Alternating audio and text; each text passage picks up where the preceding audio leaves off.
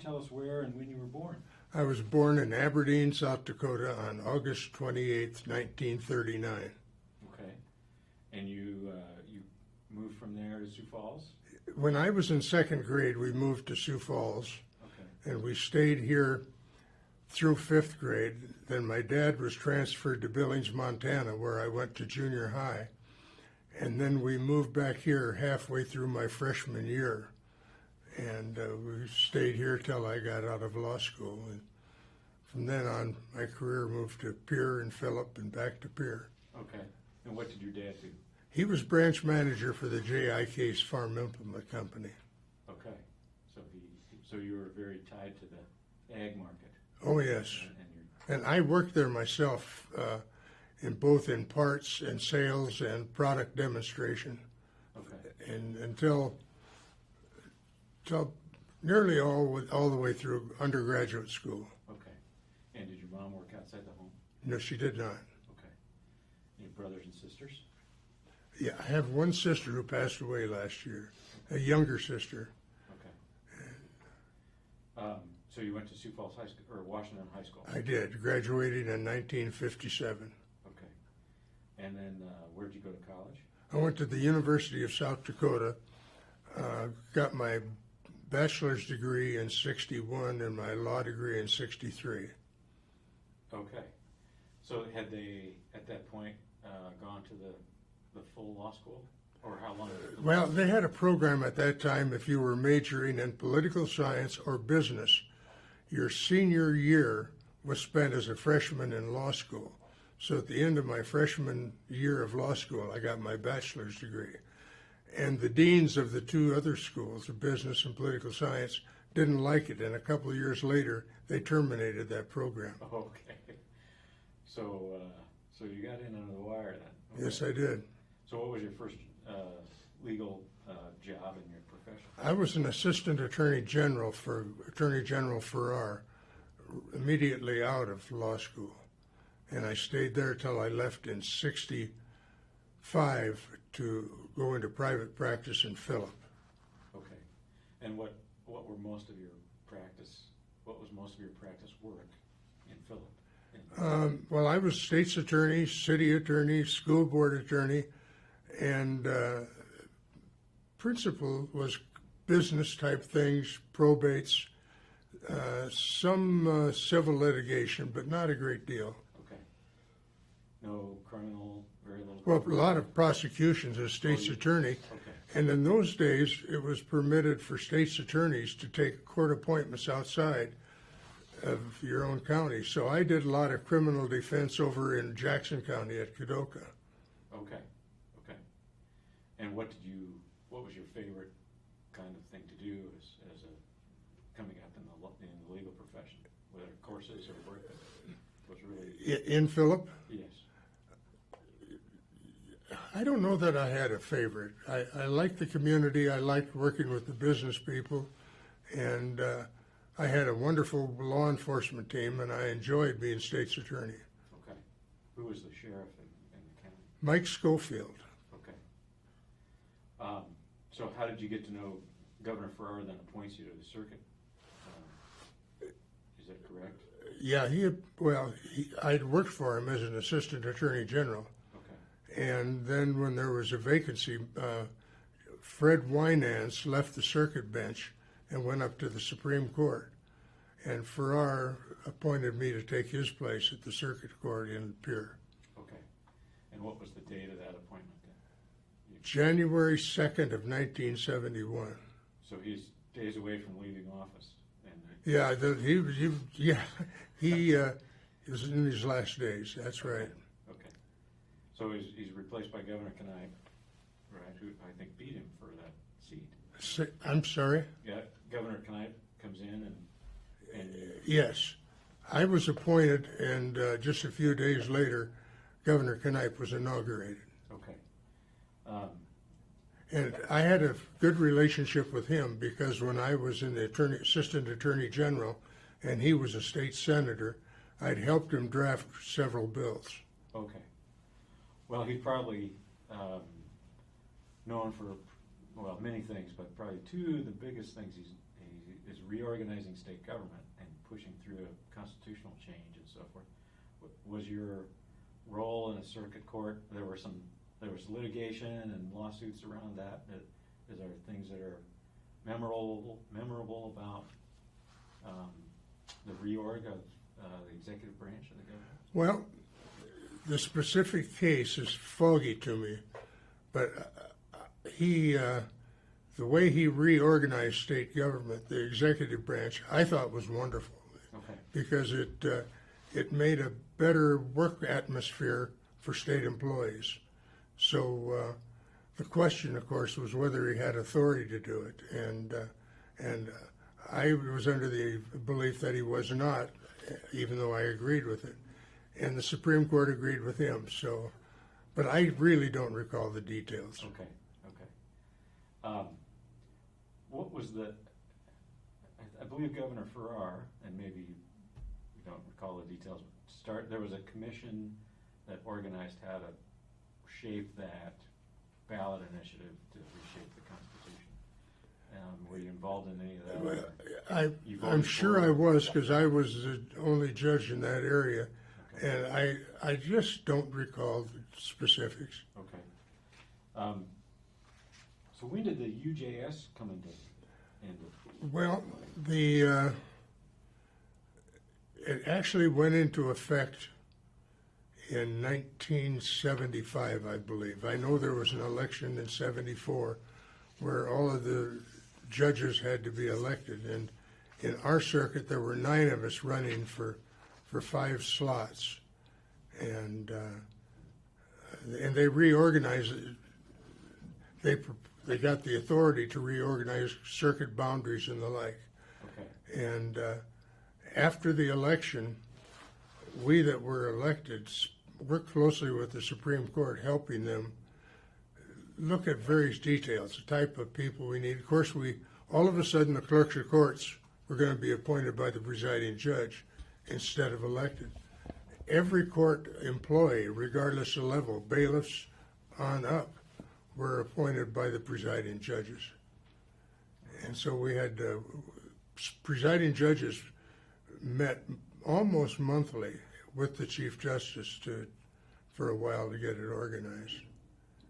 What was the biggest, you mentioned appointments, what were other changes, and then total judges were reduced? Well, the district county judges were eliminated, totally eliminated.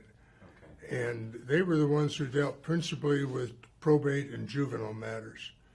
And they were abolished, and everything was taken over by the circuit courts, with the exception of the magistrate court level, which was authorized to do misdemeanors as small claims and the like. Okay. And the number of those were determined by the Supreme Court.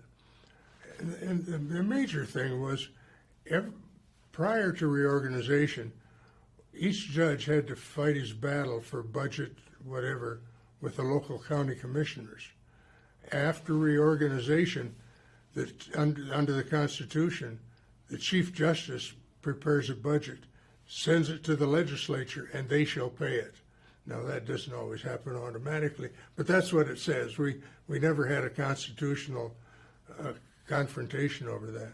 So my clerks, of course, no longer had to go get their pencils from the county auditor, and I didn't have to do anything because I dealt with my budget with the Chief Justice. Okay. So the Chief Justice has the executive function, in effect, administrative function. Yeah, that's right. Okay. And they created a court administrator's office and hired professionals to do that, both budget, personnel and training, and the like. And I can tell you, having gotten around later to court systems around the entire United States, South Dakota had one of the most modern, best, and efficient court systems in the country. Okay. What was it? Kind of a nexus of cost and efficiencies that were becoming overbearing, and that prompted the reformation of the system? I think there's part of that, plus it just was disorganized. You know, some circuit judges were having problems, and the county judges were It just wasn't working. There's just a lot of duplicity. For example, as a circuit judge, I would go out to other counties in my circuit and have to sit around and wait while the county judge took care of the probate things. Okay. And so now when I went out there, I could do everything from probates to domestic relations to criminal cases and the like. And so it just made it a better, more efficient court system. Okay. So describe how a circuit court is organized. What's the number of staff in the circuit court? Well, it's easier for me to talk about my own circuit. Sure. We had a large circuit. It was a sixth circuit, comprised of about a fourth of the state. There were 5 circuit judges, and we had a magistrate and peer, and we had clerks of courts appointed by a presiding judge in every county. The probation staff now became part of the court system, so we had a chief court services officer and individual court services officers that covered the whole circuit. And we appointed deputy clerks of courts. All of our supplies and materials and whatever came through the court system in Pierre, and it just worked efficiently. Okay. And as the Hughes County Courthouse, or it was that Sixth Circuit was covered Pierre, and so you'd get a lot of state cases? Yeah, I got a lot of state cases. And for some reason in those days, there were a lot of disputes over territorial boundaries of public utilities. Okay. With electric companies and pipelines and whatever. And for some reason, they all dropped in my lap in Pierre. So I was doing a lot of administrative appeal things. Okay. What was the other leading volume of your work? What kinds of? Well, I had a lot of criminal cases because of the area in the circuit. Uh-huh.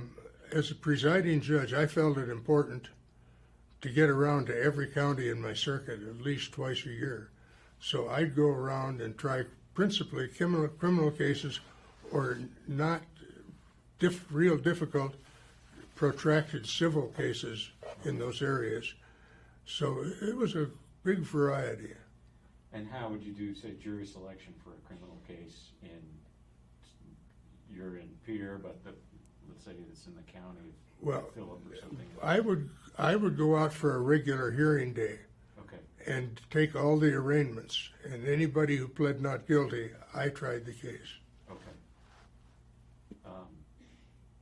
And then was it a given that the jury selection and everything would be done with you presiding that process? Or well, yeah, I presided over the case unless I was somehow disqualified by one of the lawyers, okay. And that hardly ever happened. Sure. So when did you went to the circuit, you said in 74? 71. 71, okay. And then, and in the early 70s, American Indian movement from Minneapolis, and Wounded Knee is 50 years ago, last month. Long time ago. What were some of the things that the jurisdiction with the feds, with Indian or tribal court cases and so forth? Was that a part of your work? Oh, yeah, it was a real difficult time for me because I had 7 reservations either in or bordering my circuit, and a lot of crime was committed by Indians and non-Indians on those counties. Yeah. And then there was a lot of difficulty going on, as you recall, during those days. I had many trials where there were demonstrations going on out in the courthouse lawn. Okay. There were cases when I had to have a SWAT team waiting in another room. I was given a gun by the DCI, taught how to use it, and told to carry it all the time. I never traveled without an escort by the highway patrol. And my kids for a while were escorted to school. They didn't know it in Pierre, but they were followed to school by the local police. And it was just a difficult time. Were there threats against your family? Yeah, And how did those come? Phone calls or letters? some phone calls, some in writing. Okay. And Governor Knipe was aware of this, or just your and the state? I had no dealing with the governor on those kind of things. Any kind of concerns like that, I would talk with other judges or the Chief Justice. Okay. And who was the Chief Justice then when you were there? Oh gosh, I think during that time it was perhaps Francis Dunn Okay. or Roger Woolman at some time. Yes. I just don't recall specifically. Okay. And how is he related to the Lieutenant Governor? Brother Brothers. and governor. Yes. And later. Yeah, he and Harvey are brothers, or were Okay. brothers. Okay. And how long then were you circuit judge? 15 years or so? Yeah, until 1986. Okay. Were you involved at all in any of the AIM cases directly? Did they come into your court? Or that was... Not. I tried a couple of cases. One significant murder case, I moved from Kadoka out to Rapid, and I can't say that it was necessarily AIM, but these people were followers, Okay. and they had kind of kidnapped and killed a record driver. And I can remember during the trial, Russell Means and Dennis Banks were in the courtroom for part of the trial anyway.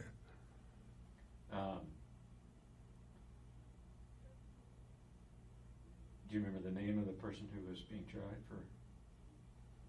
Oh, I really can't. It's been so many years ago. Was he convicted? It was two men. Okay. Three men. 3 men? 3 men.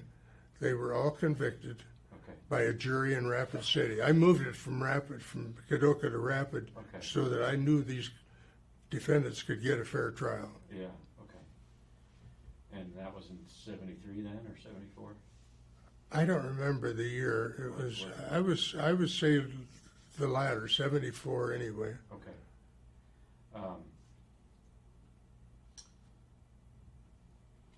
What did you, well, let me ask you this, a philosophical question then, more or less. When you know there's so much media on an issue and involving a case, and security is a paramount concern to the workings of the court and everyone's physical safety, what's weighing on a judge's mind in this kind of environment? What are the other than? Well, that's pretty subjective, of course. Yeah. How did you? I tried to concentrate on just getting the trial completed and over and fair, Yeah. so it didn't have to do it a second time. Okay. And I had a good relationship with the media. The media that was covering my area were real good, sensible, reasonable people. And if I'd go to them and ask them to do this or that, if they could, Yeah. they would cooperate. Okay. Can you think of who some of the reporters were? Well, Tina Harrelson was one. Okay. She was wonderful. Okay. And there was an AP guy by the name of Jim Bly, Okay. Terry Wooster, Terry Wooster. Yeah. Kevin Wooster. Okay. Those names come immediately to mind. Okay. And what were the kind of things that you might ask them to do? To hold a story for a few hours, or? Yeah, just to be, they had a job to do, and I recognize that. Right. So I just asked them to recognize what my job was, Yeah. and I never asked them to cover up anything. Okay.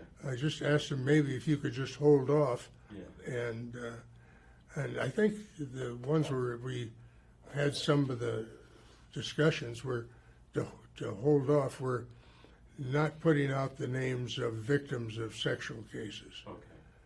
But, my experience with the media was if you're honest with them, they're going to be honest with you. And my experiences, all but with one or two exceptions that I'd rather not go into, were good. Okay, okay. Who, media-wise, who were the kind of the heavy hitters then? Was the Argus covering a lot of these things, or? The AP was real heavy. Okay. Tina was, because she was really a leader of the AP. There was such a turnover in the broadcast media that no names come to mind offhand. Okay. And the Attorney General at the time was Bill Janklow? Yes, he was. Okay. And what was your relationship with him, or what did you do? You know, just like any other lawyer, he and I had no personal relationship. Okay.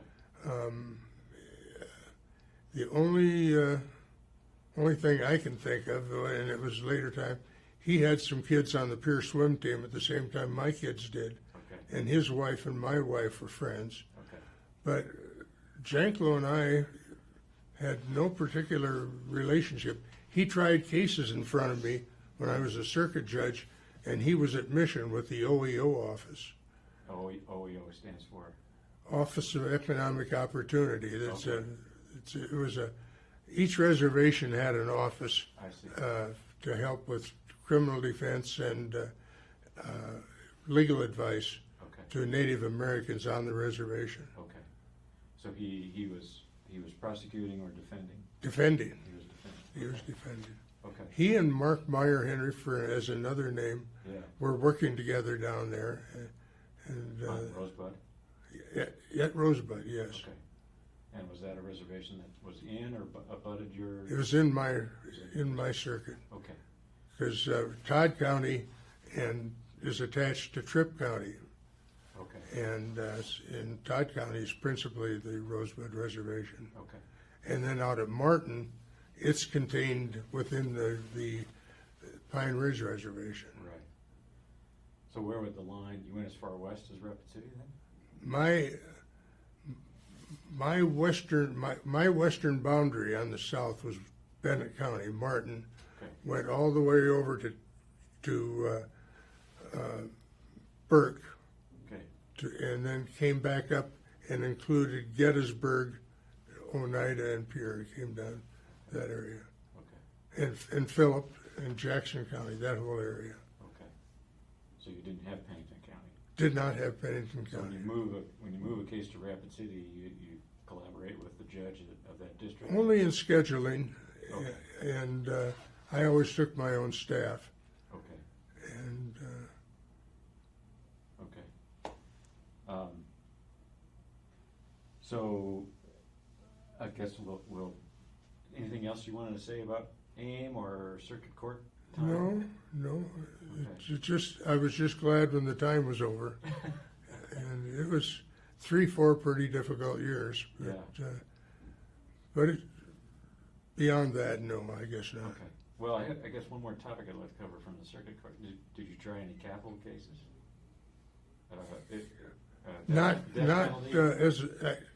as a circuit judge. I tried several murder cases, but none were capital cases. Okay. I had 5 on the Supreme Court. Okay. Okay. So then, Governor Janklow appoints you to the Supreme Court. How does that? What's the mechanics of that? People who are interested in it file an application with the Judicial Qualifications Commission. And that's a commission made up of lawyers, non-lawyers. It's some appointed by the governor, some appointed by the Supreme Court, and I can't remember the others, but I think it's 9 members. And it's a long, lengthy application form, and then they hire some investigator to go out, much like in federal appointments, as the FBI do it. Then they go through the list and they make a recommendation to the governor of 3 names. The governor has to appoint from the names that they certify as qualified. And I was one of the 3 at the time of mine, and Okay. he selected me. Okay. And I don't remember who the other 2 were. Okay. And then is it confirmed by the Senate? No, No. no. Oh, the governor appoints them? Governor appoints and it's Okay. over. Okay. And so you were appointed in 86? Yes. Okay. And then had the retention election in 90, and there's every 6 years. The next general election, I had a statewide retention election, and then every 6 years after that. Okay. And how many seats on the Supreme Court? 5. 5, okay. Is it still 5? Yeah. Okay. So, did the organization then of the Supreme Court or of the court system, were there any major reorgs while you were at the Supreme Court? It stayed. Not to the significance of total court reorganization, because it was a good foundation already. Okay. I think some of the things that we did, and I started a little bit of it when I was a circuit judge, was reducing the hours of clerk of courts offices and cutting them to, and doing some combination of counties, because there were just too many counties where the clerk of courts was doing nothing, and or doing very little, I should say. Yeah. I had one county where in one typical month was 17 speeding cases, period. And so I cut that county and merged it with another. Yeah. But there were several that I made, several's an exaggeration, quite a few that I cut to half-time. Okay. Okay. Well, then in the late 80s, 86, and then into 90, your first term, what were the kind of courses or cases that you tried with the Supreme Court? Well, in South Dakota, there's an absolute right of appeal from every adverse decision of a circuit court. Okay. So we had a total across-the-board variety, and some were specious and some were not, and a lot of them were not. Of course, every case is the most important one in the world to the people involved. But during those years, I think the majority, not the vast majority, but the majority were criminal cases. Okay. And I'm trying to think. I kind of lost track of what the question. Well, we talked about capital cases and death penalty cases and so forth. You said you had 5 of those. Any come to mind as the most memorable or difficult? Well, of course, they were extremely difficult. Moeller was the first one. Okay. And he had been convicted here in Minnehaha County of kidnapping and rape of a real young little girl. And I wrote the opinion for the Supreme Court, reversing it, saying that I can't remember which grounds, there's some technical grounds, that he had not gotten a fair trial. So they retried him. He was found guilty, and I wrote the opinion affirming it. And then as Chief Justice, then I get involved in the death warrant and whatever. And I got to say, one of the most, not necessarily interesting, but kind of a heart-wrenching, gut-wrenching feeling is sitting there on the night of execution. I'm sitting at home by my telephone. The governor's sitting wherever he's sitting by the telephone. And the warden is sitting, and he's up there, and just waiting for it to ring, and then when it finally rings, saying he's gone. That makes you worry a little bit, even though you know you're right or convinced you're right. You can see what I'm saying. It kind of, right. And then another one was, do you remember the case of Robert Leroy Anderson? No. He was the one where he killed a co-worker down at Morrell's. Okay. And then he kidnapped a young wife, a young mother, out and killed her and put her in, I think it's called Lake Vermilion, out south of Mount Rose. And anyways, horrible, horrible murders. And he killed him he killed him. And I wrote the opinion to affirm the conviction. And a week before we were going to hand it down, he committed suicide at the penitentiary. So typically, when that happens, the court just says it's all over with and folds it.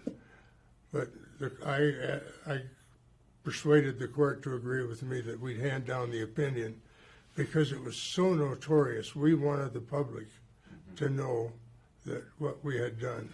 So we did put out that opinion. Yeah. And by that time, were you the Chief Justice? I was chief. Oh yeah, I was Chief Justice. I think certainly on the second Moeller case. Okay. And I think maybe on the first one. So from 1990 to 2001, you were Chief Justice. Yeah, I was from the other members of the court elected me Chief Justice in '90. Okay. And I stayed there till I retired in 2001. Okay.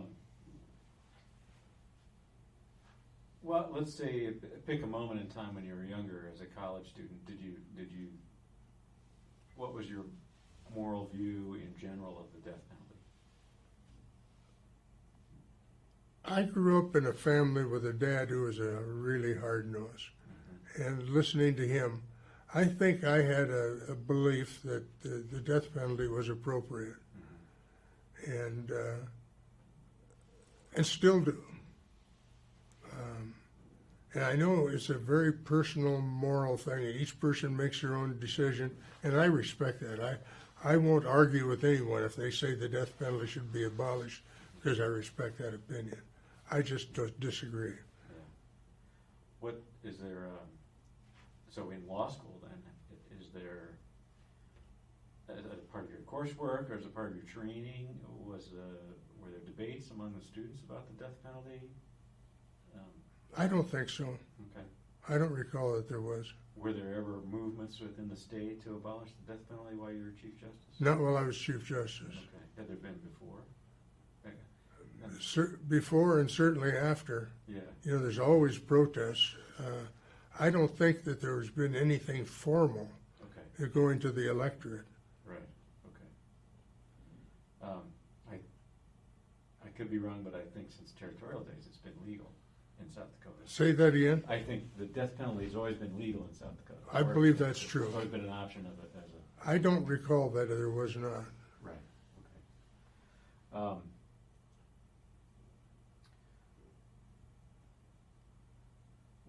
Let's see, oh yes, so you, how did you first meet George Mickelson? We were in high school together. He and his wife Linda were 2 years behind me in high school, college, law school, and then friends up there in Pierre. Okay. So you started at the Supreme Court when he's running for governor. Yeah, I remember him sitting on the steps back I was sworn in the first floor. Okay. And I remember him sitting there, and I was sworn in, and the master of ceremonies after that asked him to come up and speak, and he did, which was kind of special to me. Yeah. And then, of course, I swore him in the second time around. Okay. So in 1990, were you... one of the main things he's noted for is his year of reconciliation in 1990 and 91, and trying to spend a good amount of his time in his second term working for that. Were there things that directly involved the Supreme Court with that initiative? Yeah, we thought that was an excellent idea, and we started having joint judicial conferences that I called as Chief Justice with the tribal judges. Okay. And we also invited them to bring their probation staff, and they would meet separately.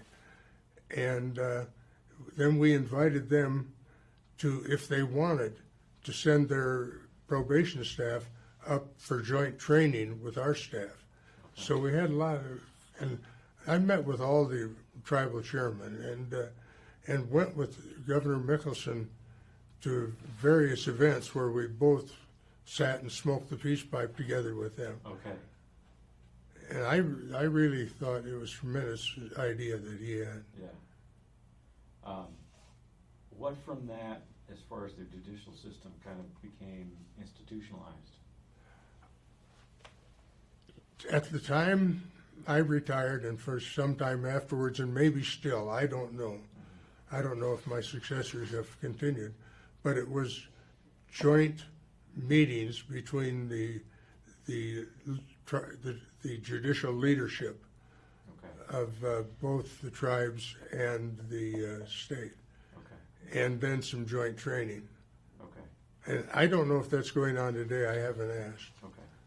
Do you think that, well, what might be, I don't want to put words in your mouth, what might be the outcomes of that practice? Communication, just communication and understanding. Okay.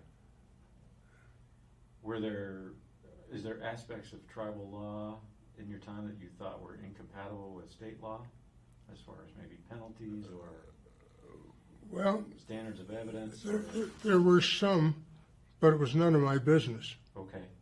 They operate under their own constitution and their own laws, or whatever the federal government provides for them. And I just didn't interfere with any of that, and didn't make it. Even if I disagreed with it, I never told them that I did. Okay. Because what good does it do? Right. Okay. Were there, with Governor Janklow or Mickelson, were there cases where the state was advocating for something that came before the court that you think is what you'd like, anything you'd like to share about today? No, not really. I think my biggest discussions with them as Chief Justice had to do with budget issues, because the entire court system was one budget. We had to send it to the legislature, and we always took the position we sent it to the governor budget office as a matter of courtesy. So if the governor's budget office tampered with my budget, we had a discussion. And they were always pleasant. Okay.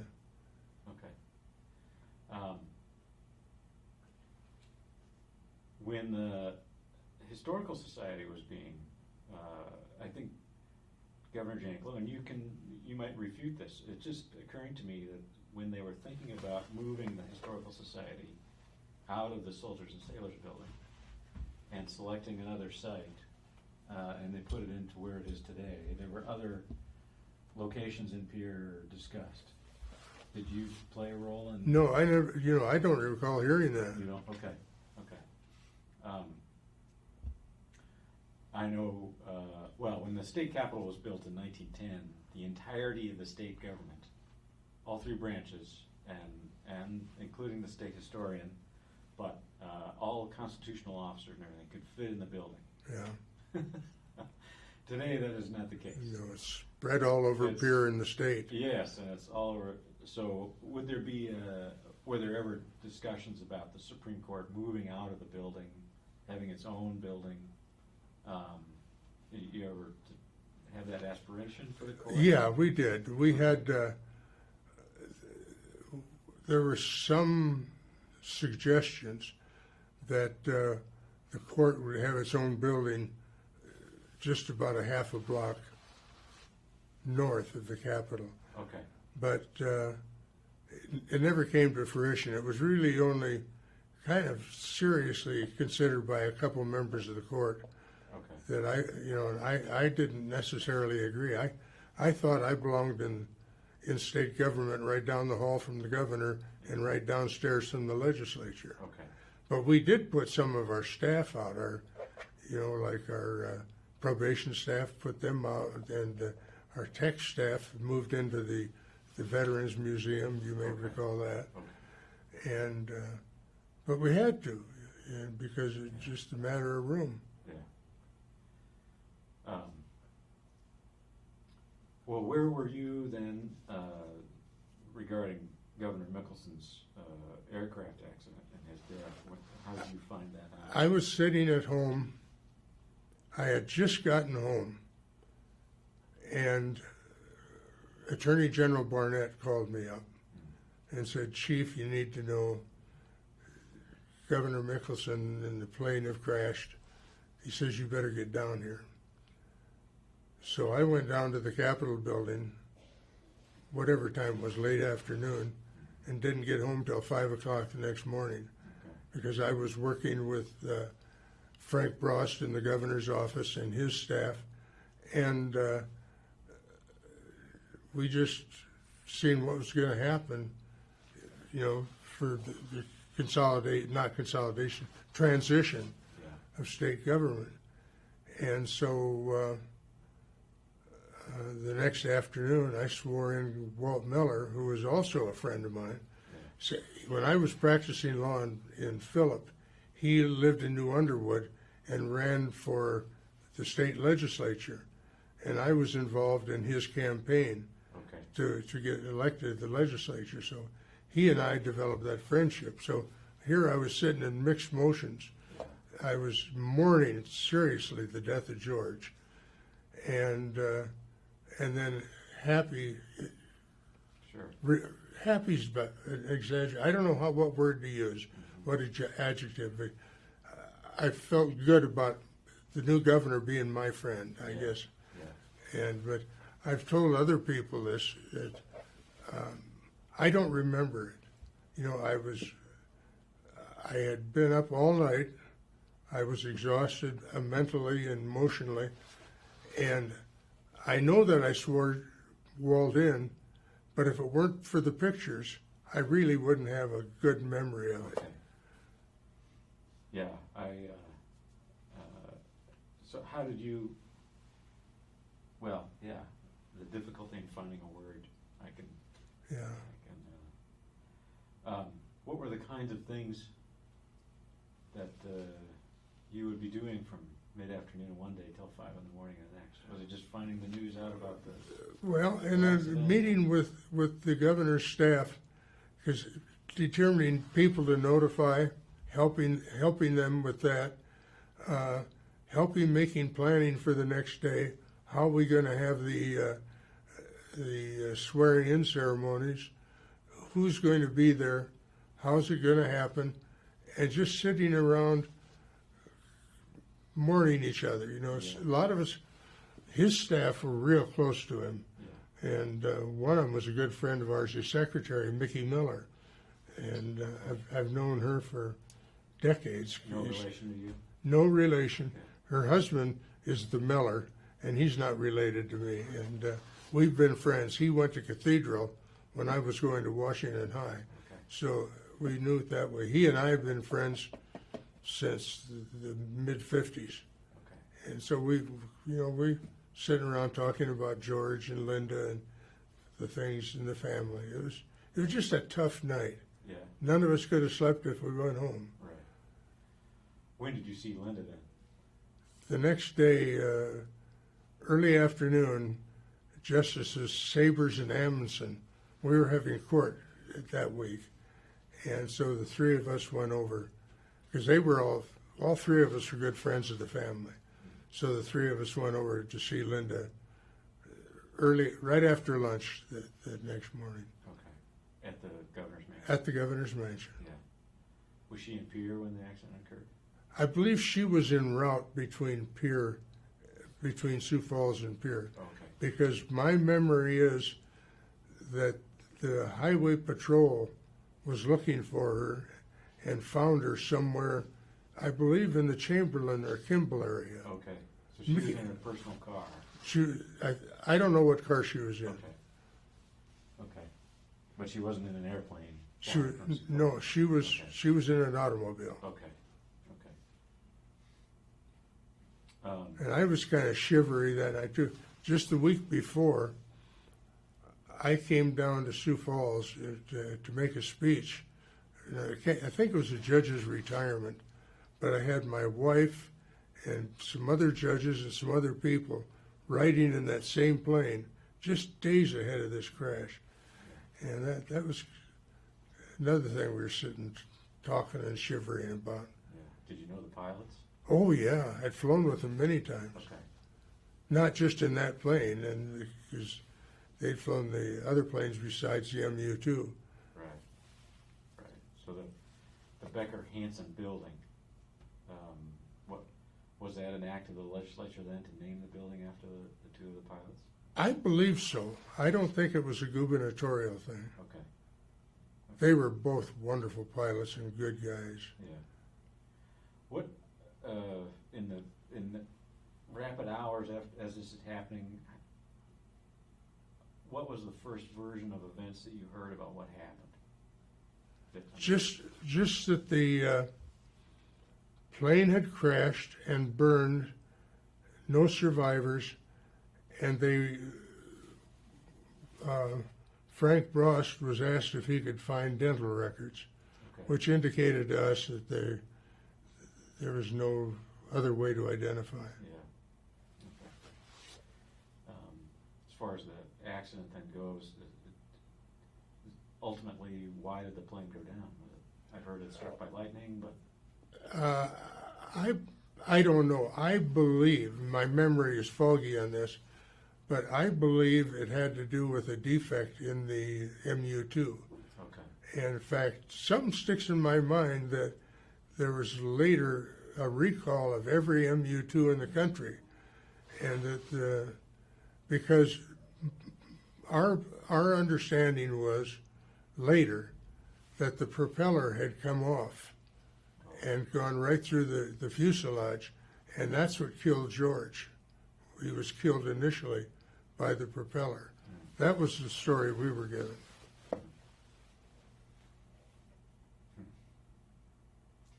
Was there so occurring at the same time was the Waco siege down in Texas? Of what? The Waco siege down in Texas, and that Branch Davidian Oh, yeah. mass with that was occurring at the same time, and it kind of, at the national news anyway, that was kind of consuming the. It was, and it was frustrating because everybody nationally was talking about Waco, and very little was being said about, just peripherally, about this, and that was angering because it was so important to us certainly, and we thought nationally.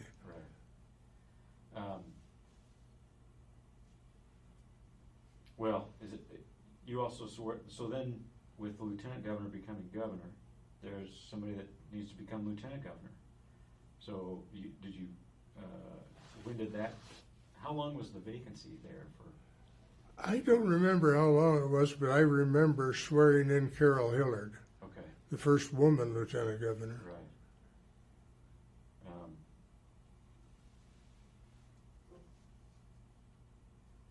I see here.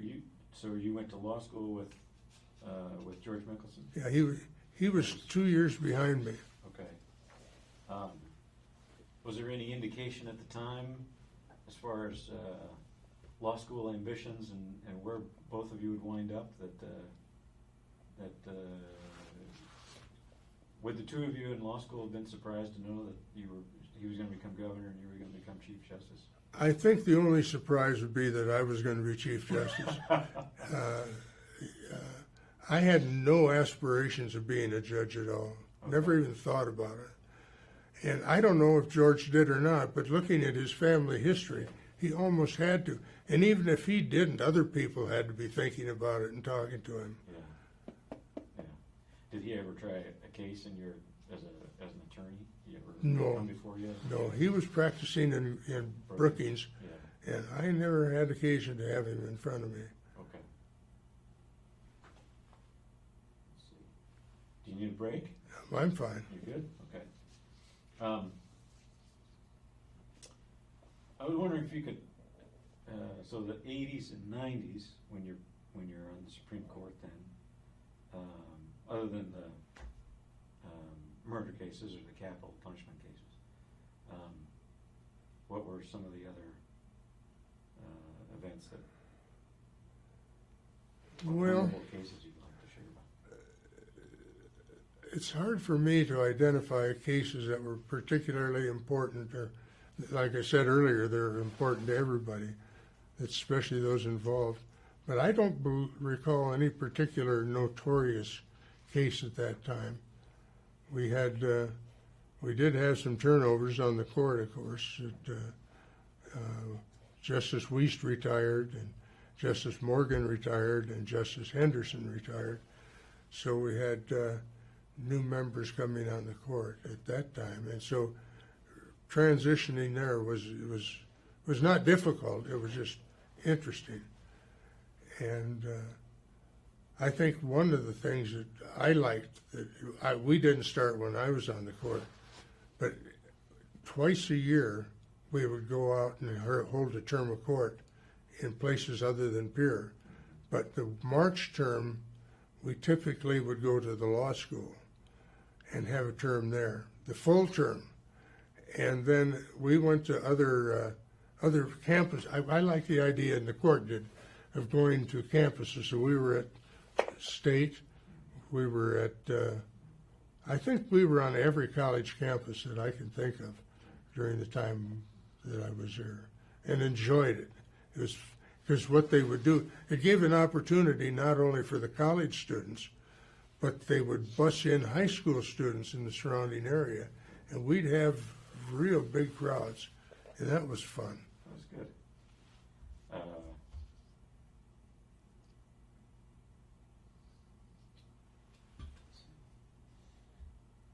So who is and as far as the attorney generals go, Meyer Henry you mentioned, and well, let's see, in the Tellinghusen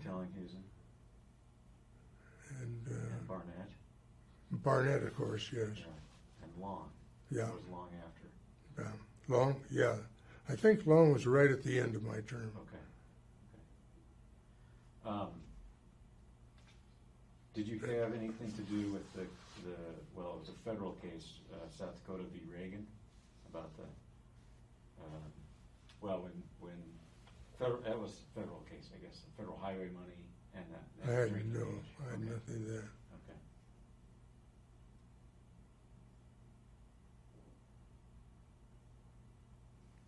What's your thoughts then, looking back over the career of relations with the tribes and with Native Americans, and the sense of, and I understand, I appreciate your, the tribal laws,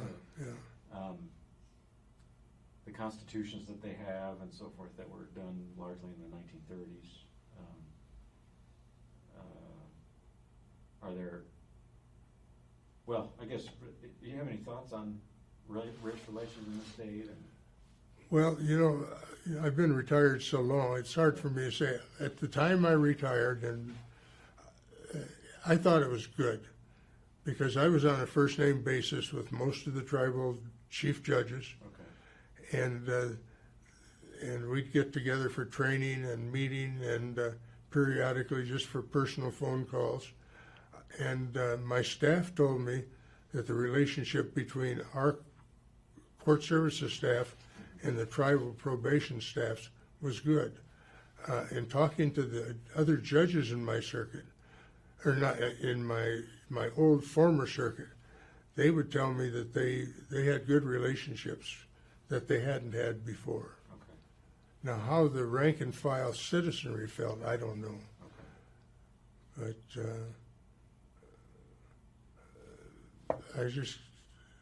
I think all in all it's good compared to how it was in the 70s, definitely. Yeah. With your dad as an implement salesman and so forth, and with the farm crisis going on in the 80s, were there court cases that came to the Supreme Court about foreclosures and property that was kind of a derivative of the farm crisis? There were, but nothing remarkable. Okay. The high interest rates and all of that. When did your dad pass away? Let's see, he was born in 1901 and he died, I think, in 87. Okay. Did you have friends on farms that were? Oh yeah, and my wife's a farm girl from Howard, and Okay. we got a lot of friends up Sure. in that area. Minor County. Yeah.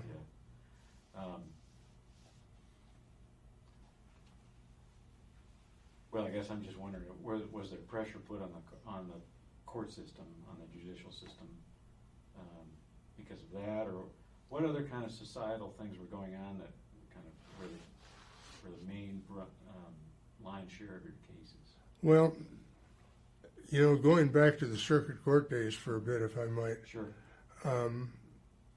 We were having pretty serious issues.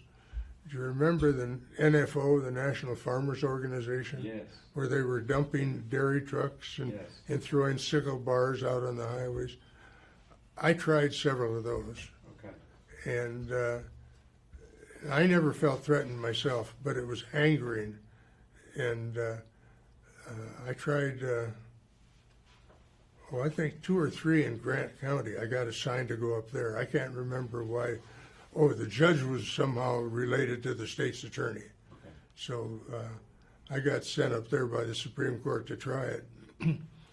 And then there was just a problem there doing that. Yeah. And, now that I think back about it, I was an assistant attorney general then, because Attorney General Farrar assigned me to get involved in those cases. Because I can remember going up to Aberdeen where the farmers were at the sales barn were blocking the area so buyers could not see the cattle coming in. And so we had to go deal with that. And I took the sheriff along and the DCI agent. About a half dozen of them were arrested. And so you were writing warrants on the spot? Well, we're taking names on the spot. Okay. And well, that's right, because you're not a judge yet. You're still okay. Yeah. And but I think our office in the Attorney General's office at that time probably tried a dozen cases of. I'm trying to think of the right word. It isn't riot, but it certainly is property damage and threatening. Throwing poison corn cobs into feedlots and stopping milk trucks and requiring them to dump all the milk out. There were several cases like that. Okay. It's public disturbance. Yeah, that's a good way to describe it. Okay. But those are the main social kind of issues that I dealt with. Okay. As Supreme Court Justice, did you have anything to do with the dean of the law school? Oh yeah, quite a bit. Of course, we had arranged to have the term of court there. Yeah. And typically, almost all of us hired students to be our law clerks. Okay. And there are just various things in common. The dean for several years was Barry Vickery. Okay. And he and I became very close friends. Okay. And they always had concerns, of course, that the court have an interest in the students and in the education. They created a law school relations committee. It included lawyers and judges. Chief Justice was an ex officio member all the time, and students. And then every year, Justice Sabers and I would go down and speak to first-year law students. Okay. And so anyway, that's a long answer to your question, but we had a good relationship. Okay. I had a question come to mind.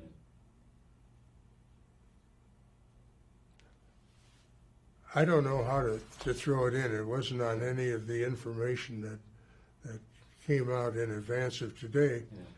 But I think one of the best things for me, and I think helpful for South Dakota during my term as Chief Justice,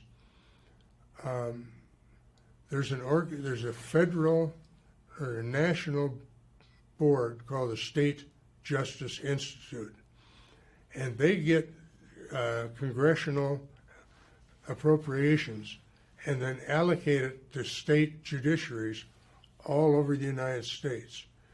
And I was appointed by President Clinton to that board And then in the Senate confirmation, Senator Daschle was the majority leader, and he got it arranged, so I went through the Senate Judiciary Committee and the floor of the Senate the same day.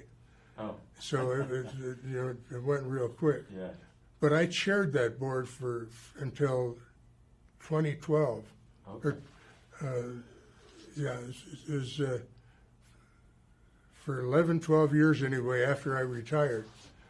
But it was comprised, the board was comprised of about 3 chief justices from across the nation, trial judges from across the nation, court administrators, and private citizens. For example, one of the people I served with for quite a few years was the executive, I think it was called executive producer of the National Geographic. Oh. And he was particularly interesting because he was Jimmy Carter's personal lawyer. Oh. And so anyway, we did a lot of good. I had to go out to D.C. quarterly, and we'd meet with the Appropriations Committee people and the staffs. It was a heady experience doing that. But we would get big appropriations, and then we would look at applications from states. Like we appropriated the money that redid the court system in Midtown Manhattan, for an example. Okay. And that was great. And there were just many, many things like that we did. And I was honored to chair that board for so many years and just love it. And that was called again the State Justice Institute. State Justice Institute. Okay. I remember what I was going to ask you. Did you know Professor Farber? I did. I knew him fairly well. I was not a political science major, so I never had a class from him. Okay. But I did meet him and had some good visits with him. And then I later, after I retired, the Farber Foundation made me a Farber Fellow. Okay. So I served in that capacity for some time and arranged for some speakers to come in, like the Chief Justice of Florida, Major Harding, is a good friend of mine. Through the meeting with the other chief justices, he wrote the what was that famous case? Now I'm having a senior moment. The famous case came out of Florida with all the chits, on the Bush v. Gore? Yeah, he wrote that opinion for the Florida Supreme Court. Oh, okay. And that was another thing. All the chief justices got together twice a year. Oh. There's 52 of us, the ones for the state, plus the Northern Marianas, and more, Puerto Rico, and the Virgin Islands. Okay. But we get together twice a year, and I made some lifelong friends through that. And in 2001, I hosted them at in Rapid City. Okay. And we had the opening ceremonies at Mount Rushmore. Sandra Day O'Connor came and made the opening remarks. Okay. And that was a really fun time. Yeah. And they really liked Mount Rushmore and Crazy Horse and the Rapid City in general. Yeah. I'm just curious about what you thought about Farber has kind of occupies, particularly with USD alums, and he's in a pantheon as a professor and as a mentor and so forth. What can you describe about how he impacted so many people? Well, he took a lot of good people under his wing and really helped them through various contacts and the like. Senator Pressler, for one. Right. Tom Brokaw, and people like that. He did a lot of good that way, and it helped South Dakota, I think. And I never talked to one of his students that didn't like him. Some just liked him better than others. Yeah. But No, I had great respect for the man. Yeah. Were there other professors at USD or teachers at Washington High School that kind of stand out to you? Oh gosh, it would be hard to start. I'm a guy who feels that I was blessed. I had a wonderful education at Sioux Falls, Washington. I had a roommate from a small town my freshman year, and I was so far ahead of him, not in smarts, but in education. Yeah. For example, my geometry and my algebra and my advanced English and the literature courses were so superior to what that guy had gotten. I felt sorry for him. And then all of a sudden, I didn't have to study and was doing real well. All of a sudden, I'm in the business school where I didn't have all that education.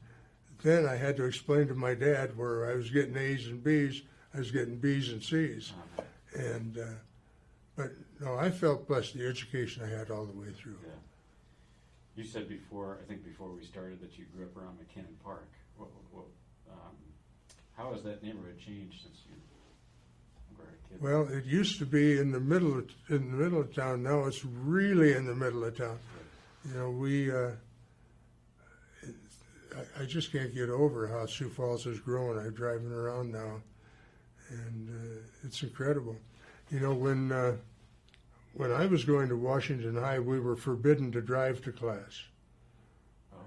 And I had a job that was way down 700 North Main, so without any permission, I would park way up on about 13th Street, and but there's no parking lot at all. Now I see there's parking lots for the students, and most of them drive, as I understand it.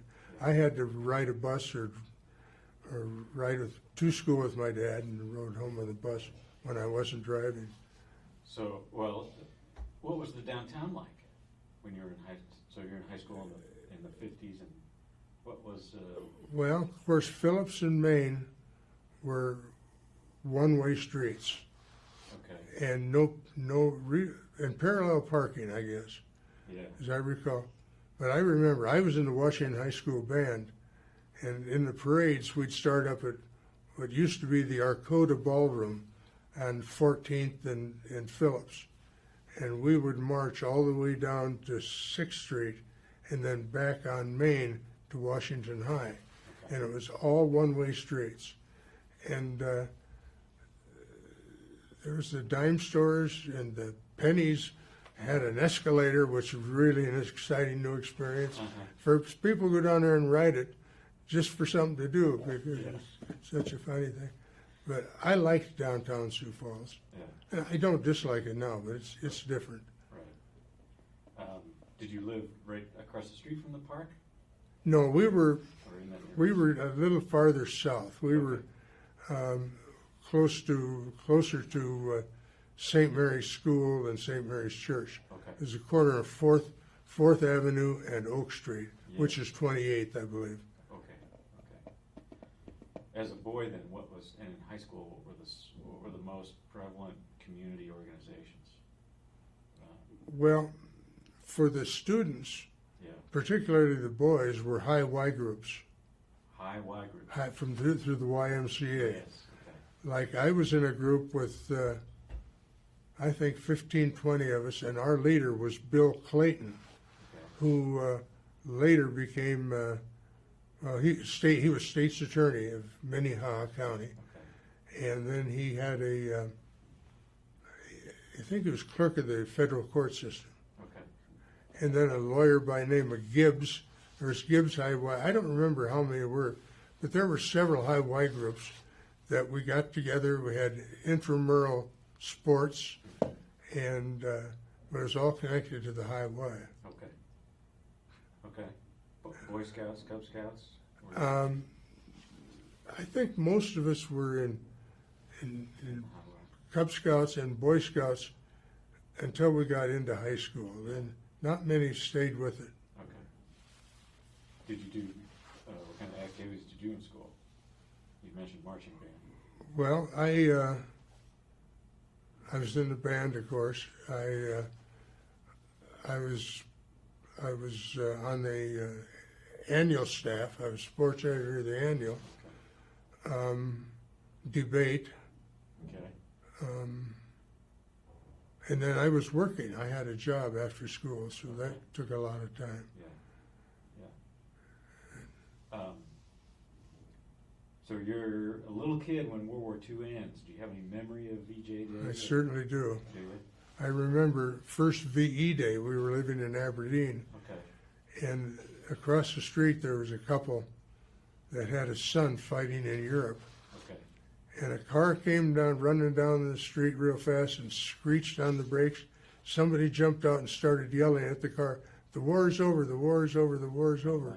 And they were so glad there. So I remember that. Yeah. VJ Day, we were living in Sioux Falls. And my parents wanted to come downtown. And of course there was an air base here. Mm-hmm. And it was a frightening experience because people, particularly the soldier types, were really excited. They were tipping over cars. I can remember seeing cars being tipped over down on Phillips Avenue. Really? And but it was exciting, but it was scary, and we got out of there pretty quick. Okay. It was kind of almost a mob. You wouldn't call it a mob. Just a lot of troublemakers. And No, I hate to call them troublemakers. They were celebrating. Sure. And they were celebrating probably with too much firewater. Yeah. And I didn't see any violence towards individuals. Right. Nothing like And that. the police were. All they hugging and kissing. Yeah, yeah. The police were just kind of.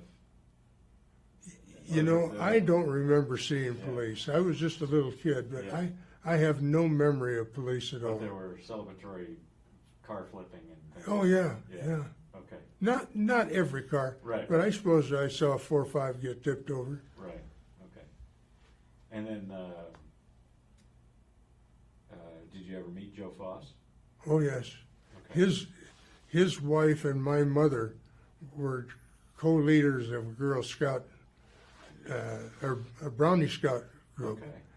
And then our band leader was a cousin. Ardeen Foss was a cousin of Joe Foss, and he came up. And then when I was in undergraduate school, we initiated Joe into the Delta Theta, Phi Delta Theta business fraternity, Okay. and I escorted him Okay. to that and during the process. Okay. Wonderful guy. Yeah. Was that because he had, was a USD alum? I think it was because he'd been so active both as governor and the things he'd done for the state, plus he had a big business connection as the head of the new American Football League. Okay, yeah. So that was in the 60s What? that was in the 1960s. He was AFL commissioner when you did that? I'm sure he was. Okay. Okay. See, I graduated from I would say 61 or 62. Yeah. Okay. Well, I'm wondering, Mr. Chief Justice, if is there anything we should cover? Is there anything else we missed, or? Gee, can we just take a break and let me look at my notes? Sure, sure.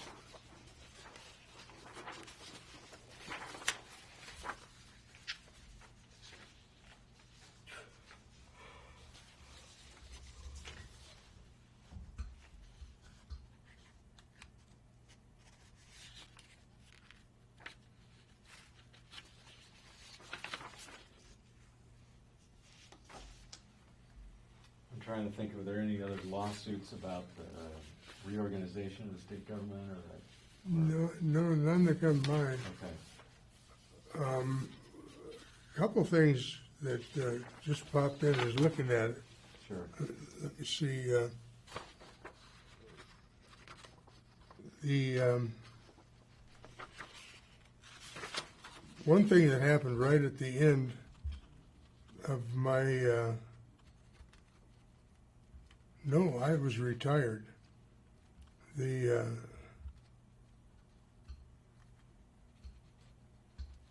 no, just a second.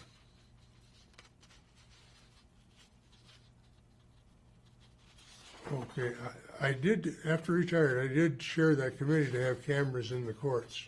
Okay. And then luckily, there's something wrong with his notes, because I think I was still on the court. Okay. I know that I had a committee looking at it, but when they finally did agree, I chaired the committee to study cameras in the courts. Okay. And we did pass some rules permitting it Okay. that the Supreme Court adopted. And then I ended up sitting with the Supreme Court on the first time. They called me in to sit with the court the first time they had cameras in there. Okay. And that was fun. Okay. Was that kind of like a C-SPAN kind of coverage of the court, or is it just recording the proceedings and what happens to it? Is it televised live? Or? Yeah, I was televised live. Okay. And we also permitted still cameras. Okay. And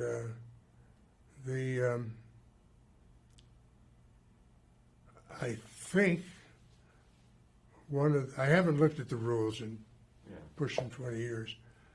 There was something that required, on trial courts particularly, they were to pool. The media was to pool. They all had one camera in there for the whole, for every station or every entity. But do you remember some of the things that were weighed in the decision about letting him in? What were the reasons to not do it?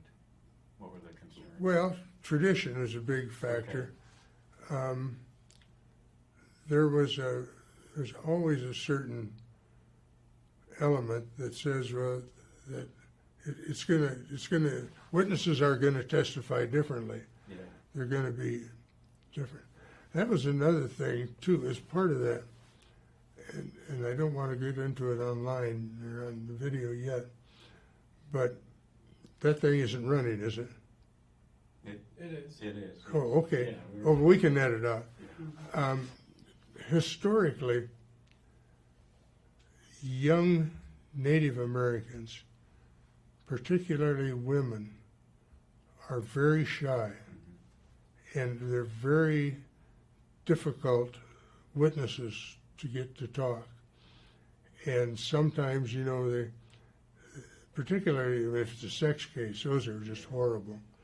But getting them to talk loud enough so that the jury can hear them. We had troubles in courtrooms where they didn't even have microphones for a loudspeaker system. And as a result of this experience, we had a lot of lawyers, or not a lot, we had lawyers who were concerned that having the camera in the courtroom would stifle the witnesses in their testifying, getting them to speak loud enough or to speak at all.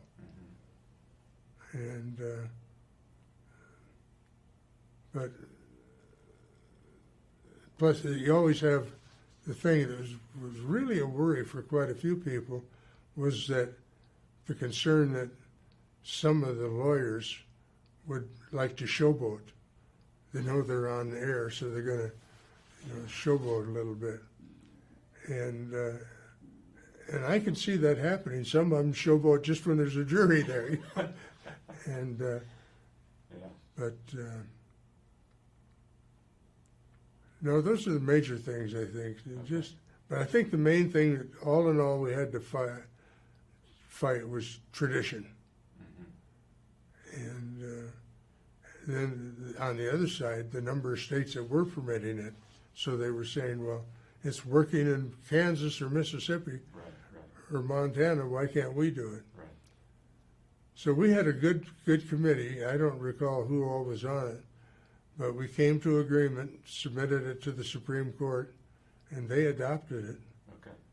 And but I think the thing that has made it work, it's given the ability of the trial judge, particularly, or the court, to make the decision. It's their discretion whether they're going to permit it or not. Okay. There's no right to have cameras in the court. It's totally discretionary. Okay. And I think that was one of the positives that we came up with. So if a litigant didn't want the cameras, they could appeal, or they could request that there be no cameras? They can, Okay. but that isn't controlling. Okay. The judge can say, well, sorry for the benefit.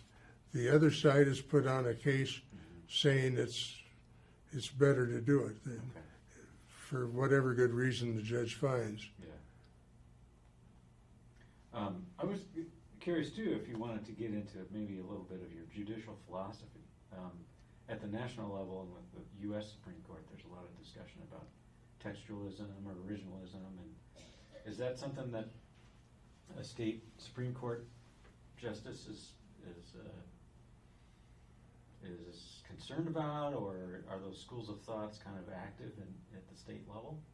Well, I was always taught to not worry about things that I can't control. Okay. And I have no control over them. And I may not like it, but whether I like it or not doesn't make any difference. Nobody cares. The only one who hears about it is my wife. But I should say, going back to this SJI, State Justice Institute thing, every year we gave an award. There's a big conference and a banquet on the floor of the Supreme Court hallway. I don't know if have you been in the? I have not. I've been. It's a gigantic. They set up the tables. They have a banquet, and before that, I would make an award to the best state project for that year. Okay.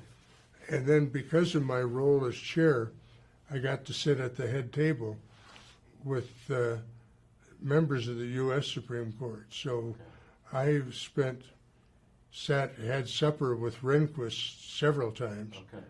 And with the Italian gentleman, Scalia. Scalia, yes. He's fun. Yeah. He was fun. Yeah. He was a fun guy. I've met at the time I was on there, I had met every one of them. Okay. Another heady experience. Yeah. And, but I found them, every one of them, to be very personable. Right. Everyone but one, I'll just leave that alone. But I really enjoyed meeting them, and that was another thing. When I went to my first Chief Justices Conference, here I am, a new Chief Justice from a real small state, sitting with Texas, New York, Massachusetts, yada, yada, yada. And I discovered it's an organization of equals. Yeah. And everybody treated me just as good as they treated each other. Nobody expected to be cowed down to. Right. And it was really a wonderful time. And it gave me good faith in the judiciaries of the country. Yeah. Did you ever have a case taken to the Supreme Court? I mean, let's say somebody wanted to sue a decision of South Dakota. Well, there were quite a few that they applied for the court to take it. I don't recall any of them taking and writing an opinion. What's that called when they grant cert?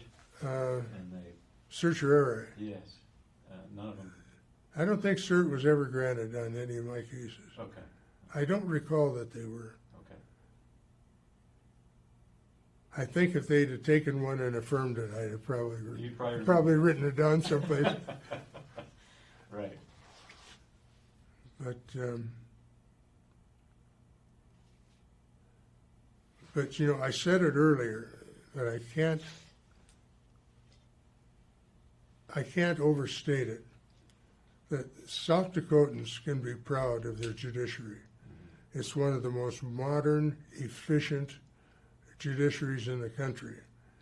And it's got good people. I like the way that particularly the Supreme Court justices are selected on a merit selection basis. And in reality, the trial judges are too, the bulk of them, because they're filling a vacancy. Like this last election, how many circuit judges had contested races? 2, maybe there's 1 here in Sioux Falls, and I can't remember others. But all the rest of them have been certified by the Judicial Qualifications Commission as qualified to have that job. Yeah. And I think the public can take some comfort in knowing that. Right. Well, what's the guardrails that keep that in place?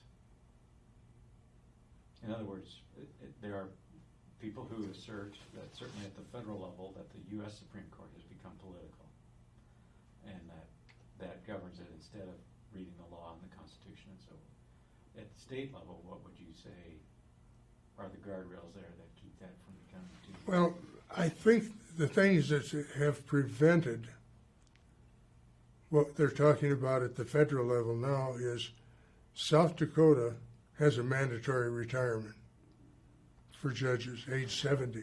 Yes.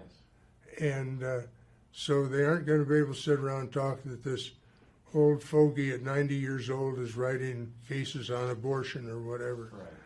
Right. I think that is probably the biggest single guardrail for that kind of issue. Okay. I think, too, there are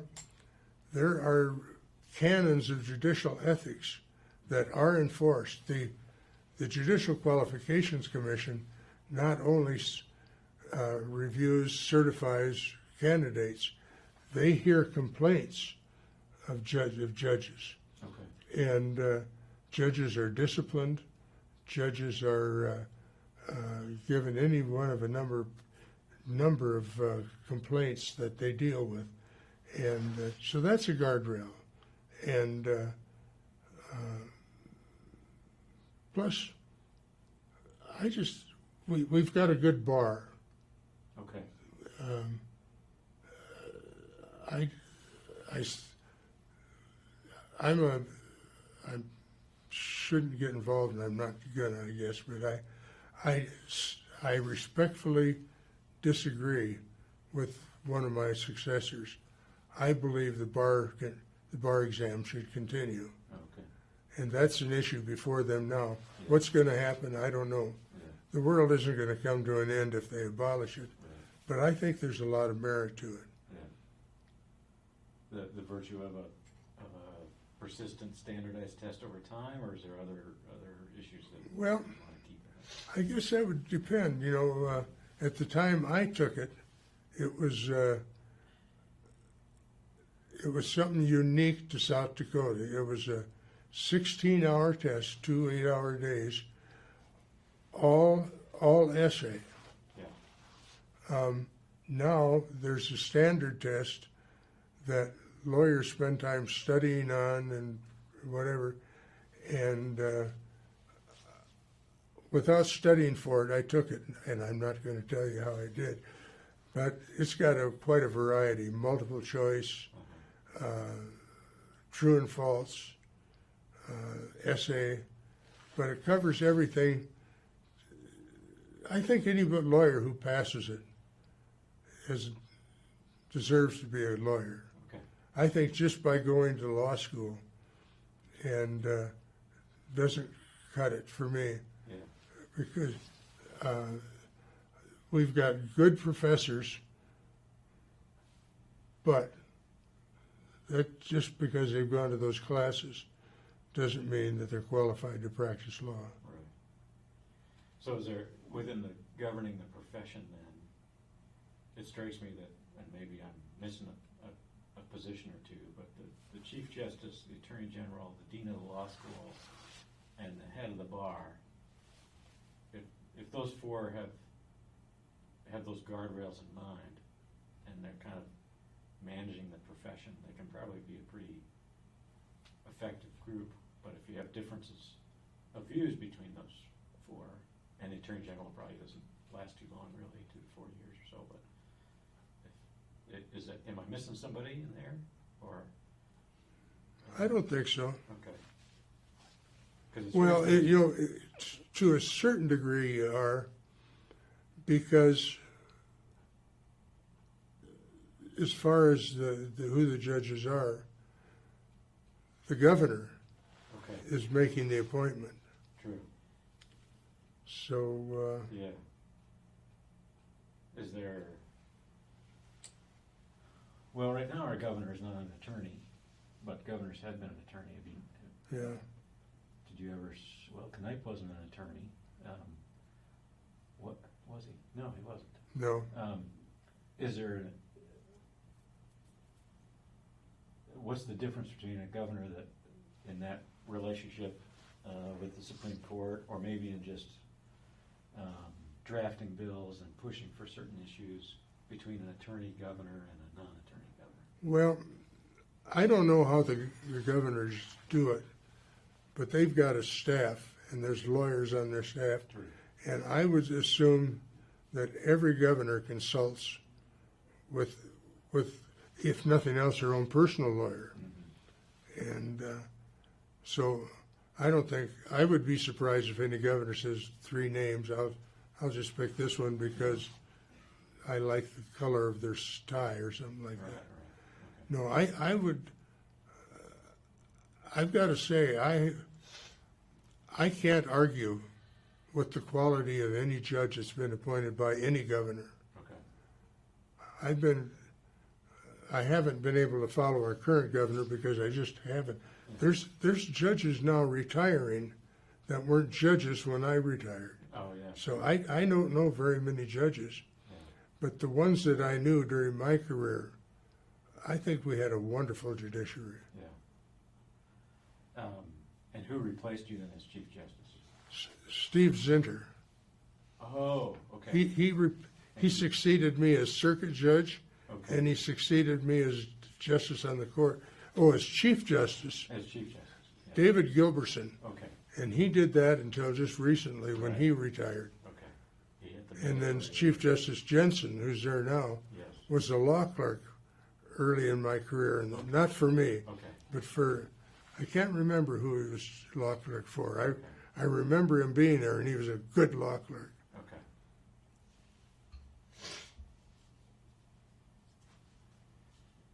Okay, well, did we miss anything? I don't know what it would be. Okay. I appreciated the VJ Day story. That's a good one. I had The not which heard- one? The VJ Day story. I had not heard that. It's good to know. I think people, yeah, the enthusiasm of the end of the war must have just, the relief must have just been amazing. Yeah, well, you know, the things that we had to do during the war. As a little boy, you know, I can remember going down the street, pulling a wagon and collecting tin cans. And after you collected so many, you could get a stripe, Okay. and you want to get up to be a sergeant or a Yeah. whatever. And we could have ice cream once a month. And there's just so many things. Do you remember the troop trains coming through Aberdeen? Oh, yeah. My mother was one of those ladies Okay. who would stand out there and give pheasant sandwiches. Okay. And my mother also worked, volunteered tying bandages. Okay. And And what was was your mother's name? Bertha. Bertha, okay.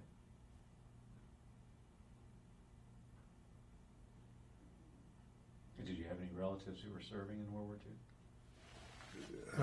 II? Yeah, I have a cousin shot down over Germany and killed a cousin, and another one was in the submarines. He lived through it. But my dad served in World War I. Okay. But he lied about his age to get in there. He was 15. So did he go to France? Huh? Did he go to France? He was at the railroad station getting ready to be shipped. All of his equipment went to France. He came down with mumps, and so he didn't get to go. And but anyway, he was in the Army Air Corps, and they were testing two-way radios. Oh. At that time, they only had one-way connection. So they down in Georgia, so they had planes flying over, radioing to a van down on the bottom. Then they started doing it to go two ways. But anyway, when in World War II, he was offered a commission. The J.I. Case Company had a battalion, and he was offered a commission in that. But his military record showed he was too old. You can't lie about that. Yeah, he says it would take almost an act of Congress to get that changed. And he really wanted to go, but he couldn't. And what was your dad's name? Edward. Edward. Okay. And how was the implement business during the war? Do you have any numbers? It was pretty tight because you couldn't get tires. Okay. And I know that even before he died, he had nothing but bad things to say about the black market people who were getting tires. There was some guy somehow finding tires over in Wyoming and coming over and selling them in South Dakota for one of his competitors. And he never forgave him. Yeah. But it didn't have anything to do with anything but one of the maddest he ever got. There were people coming out from the factory to hunt pheasants, and ammunition was awful hard to get. And the guy came from the factory and gave him a case of shotgun shells. Okay. And Dad put him in the basement, and there was a neighbor boy around the corner that had a two-wheel scooter, and I just loved it. Anyway, I traded a box of shells for a scooter. After I got punished, I took the box of shells back, the scooter back. Did you get your shells back? And got the shells back. Oh, yeah. Yeah. His dad hadn't gone hunting yet. Yeah, that's right. Wow. But, things, Dad would get a hunting license for both he and Mom. And we were in Aberdeen, like I said, and they'd go out and road hunt. Okay. And he would get the limits, and then the limit was 12 or 15. But no freezers in those days. So my mother would can them. And I can close my eyes and I can see row after row of canned pheasant. And so I like grouse better than pheasant today. Yeah. During Vietnam, were there protests that you had that came to court or anything? I didn't see nothing Dakota. locally. Everything I saw was in the media. Okay. USD there weren't protests at USD or Not that I saw, okay. and certainly none in Pierre. Okay. But you'd see it in the national news particularly. Yeah. But and you may not have any memory of this or not. When the Supreme Court case, was it last year, came out with the striking down Roe v. Wade, I was doing some research into South Dakota's abortion laws, and I read Governor Knipe's address to the legislature within a week of Roe v. Wade being decided back in '72. It was quite a speech that he gave. He wanted to. it was kind of an anti-war speech, and it was pro-life all around. We don't need to be sending our boys to Vietnam. And this Roe, and so he asked the legislature to make a petition to Congress for an amendment to effectively throw out Roe v. Wade. And you were a circuit court judge when all that happened.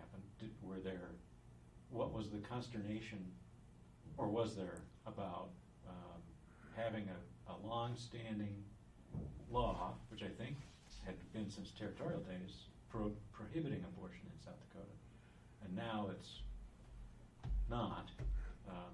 Were there things that came before the circuit court? No, nothing came before us, and most of the consternation depended on your religion. Okay. You know, there's a lot of Protestants disliked it too, Yeah. but the Catholics, and I'm a Catholic, Okay. stirred it up and made the most noise. Yes. The bishops, the cardinals, and Yes. whatever. Yes. And so that's, I think that's where you're seeing the most of it was. Right. And Knight was Catholic, right? He, oh boy, Yeah. yeah, was he ever. Yeah. I did I had a feeling about, irrespective of the morals or whatever, when I was an assistant attorney general, I prosecuted an abortion case down here in Sioux Falls. Oh. And it was horrible because the guy that was doing the abortions was using bicycle spokes to insert into the uterus to kill the baby. And I can't think of anything worse. I was so glad when I got him and that he went off to prison. Mm-hmm. And was that before Roe then? oh yeah, that was before Roe. Okay. Well, it had, yeah, it had to be. Yeah. Yeah, this would have been probably in '64. Okay. So pre-war, how much time was spent in court on such matters, on abortion? You only had one case You know, that you recall? I don't know. There's a lot of it going on. Yeah. There was this guy here that was kind of the professional. The word was getting around by word of mouth. He didn't advertise. Yeah. It was a word of mouth thing. Yeah. And that's how the law enforcement found out about it. Okay. And Farrar sent me down to prosecute him. Okay. There was a doctor in Rapid who was doing quite a bit of it, and it was pretty much common knowledge, but nobody seemed to complain. I mean, I shouldn't say, Yeah. to the courts. Okay. I don't recall any litigation involving him. Okay. And then when Roe versus Wade came down, he went gangbusters. You know, Yeah. In Rapid City. A couple of years ago, it was Kello came out with some footage of Martin Luther King coming to Sioux Falls and speaking at one of the clubs, the Knife and Fork Club, I think it was called. That would have been 1960 or 61, I think, before the Civil Rights Act and so forth. Then in '62, Governor Gubbard got the public accommodation laws changed. Were there lawsuits or things before your circuit court about public accommodation laws? Or? I don't know. I don't recall that there were. I certainly wasn't involved. Okay. And by the way, my wife was Governor Gubbert's secretary. Oh, she? Okay. In fact, when Kennedy was assassinated, I was on my way down here to Sioux Falls to raid a liquor wholesaler Okay. who was selling, in those days it was illegal to have half-gallon jugs of booze Okay. because liquor stores are getting them and repouring them, and Okay. into bars. And Uh-huh. I'd gone around investigating and went to bars all over West River watching, catching them pouring. We never prosecuted any of them, but we were at the wholesaler. Yeah. Anyway, I was on my way down here about 60 miles west of Pierre when it came out over the commercial radio about the assassination. So I radioed state police radio. I was radio equipped, and said, "You better tell the governor if he hasn't heard." Yeah. So they called down there, and my wife tells me that that's how Goobert found out Oh, wow. about the assassination. Oh, wow. Huh. So she was in his immediate staff? Yeah, For Governor Goobert? Okay. yeah. Okay. She was. There was big staff in those days. Yeah. There's she and two others, So there was a chief of staff and and an executive secretary, and my wife was secretary receptionist. secretary receptionist. Wow. Yeah, It's not a as little big as different that. today. Well, sir, I think it's been really great. I appreciate the time and then the color too. Yeah, well, it's a privilege to have the opportunity. Yeah. I'm hoping that there are things we can edit out. Yes. So you'll see the written transcript, Okay. and if there's things that you'd rather not be in there, you can let us know, and we'll cut Okay, those. well, and let me turn that around. Yeah. If there's anything you think that we maybe ought to take another think about, Okay. another thought, Okay. because I appreciate your background, and there may be some things I've said that you'd think I shouldn't have said, No. But well, you just never can tell. Right. So anyway, I'd respect any Okay. thoughts you might have. Okay. I appreciate that. Well, thank you. This has been fun. Yeah.